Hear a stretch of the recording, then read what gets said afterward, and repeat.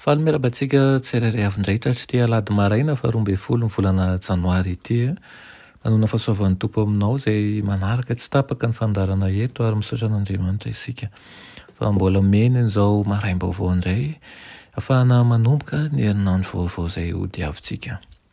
Ireo andirantsika ny amin'ny mofinaina an'io dia vavakisika. Andriamanitra tsara indezan-danitra velom-pisaoranao izahay ny amin'ny tombonandro izay omenao anay. Isaoranay ianao sahady ny zava-mahagaga izay ho ataonao amin'ny fiainanay mandritra ny herinandro ity.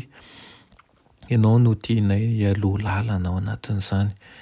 Mba ho mpandresy tahaka anao izahay ary mba ho avoazonao ny zavatra rehetra efa tota ary ihany koa ho esorinao izay tsy avy aminao. Amitenena ray fa voninkainao anao izahay amin'ny anaran'i Jesosy. Amen.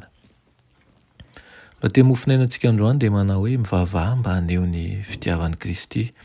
Alaina amin'ny Romanina 9:2-3 manao hoe izay tsy niaro ny zanany lahy fa natolony hamonjy antsika rehetra izy.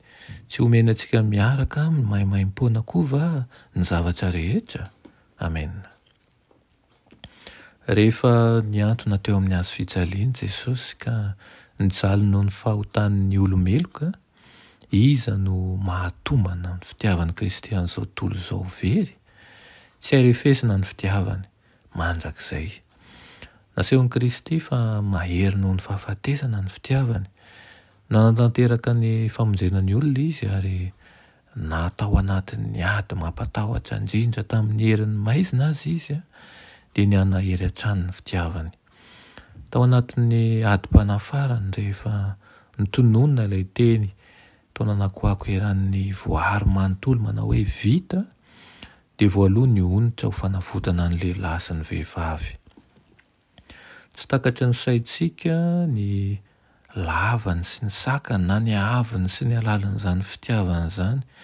Tokony hameno ny fisainana, ny fibanjinana, ny alehibe ny fitiavan'ny mpamony tsy hita fetra, hanohina ny fo, hampilefitra ny fanahy, hanadio ihany koa sy hananatra ny fihetseham-po ary hanova tanteraka ny toetra manontolo. Voafetra ny fomba fijerin'ny olona sasany momba ny fanavotana. Mihevitra manko izy ireo fa ampahan-kely monja amin'ny famaizan'ny lalàn'Andriamanitra no ny aretan'i Kristy. Araka ny eritreritry ireo rehefa nahatratra sy niatra tamin'ilay zanaka malala amin'ny fahatezeran'Andriamanitra tao anatin'ny fijaliana sy ny fahoriana rehetra dia nanana ny porofon'ny fitiavany rainy sy ny fankasitrahany an'i Kristy ka namirapiratra ny fanantenana ny varavara-pasina teo anoloany ary niariary tamin'ny mandrakariva hozy izy ny voninahiny ho avy.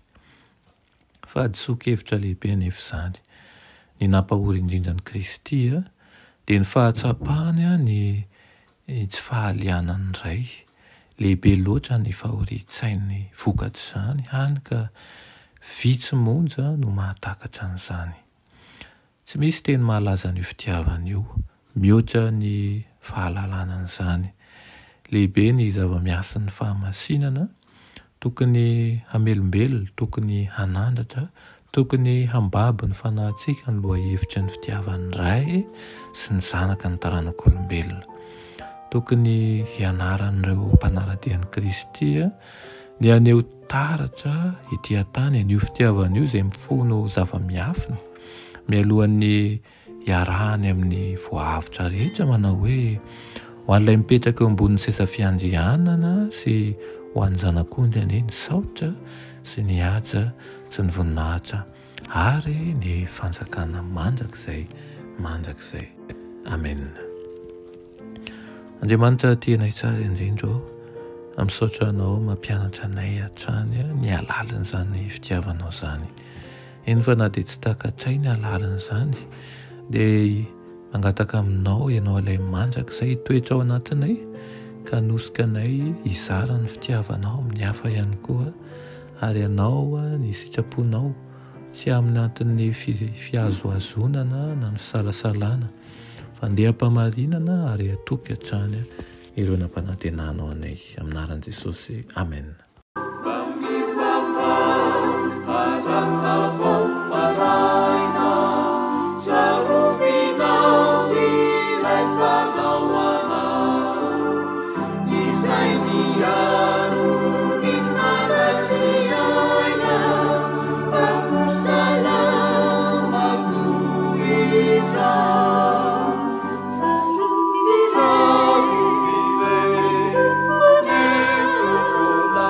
Sarviaro